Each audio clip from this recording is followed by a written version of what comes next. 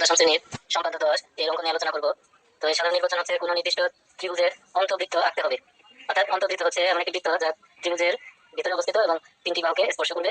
তো আমরা এখানে ত্রিভুজ হিসেবে তিনটা বাহু তিন রকম পরিমাপ নিয়ে আমরা অঙ্কন করবো।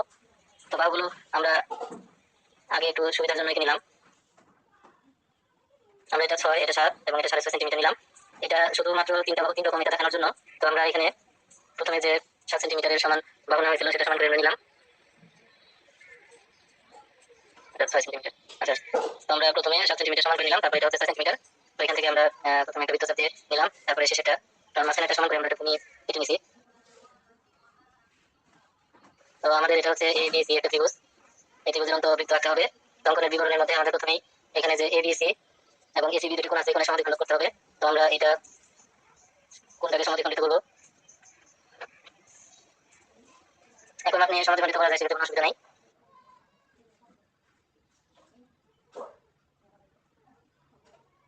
এটা হচ্ছে বি এল এবং সি এম সমাদ্বিখণ্ড।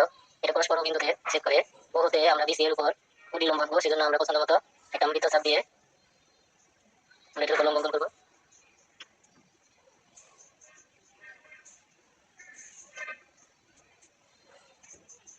এখন বিন্দুকে কেন্দ্র করে টু ডি এ সমান ব্যাসার্ধ নিয়ে একটি বৃত্ত অঙ্কন করবো।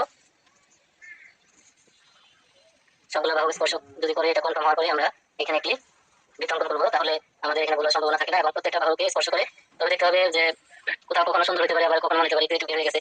কিন্তু এই অংশটা যেন কখনো সাদা অংশ তৈরি না করে। অর্থাৎ এটা যদি বেশি বাইরে চলে যায় তাহলে এখানে একটা সাদা অংশ তৈরি হবে, সেক্ষেত্রে কিন্তু অঙ্কনটা সঠিক হবে না। চেষ্টা করতে হবে বৃত্ত অঙ্কনের পূর্বে প্রত্যেকটা বাহুকে যেন স্পর্শ করে সেটা কনফার্ম হওয়ার পরে বৃত্ত অঙ্কন করতে হবে।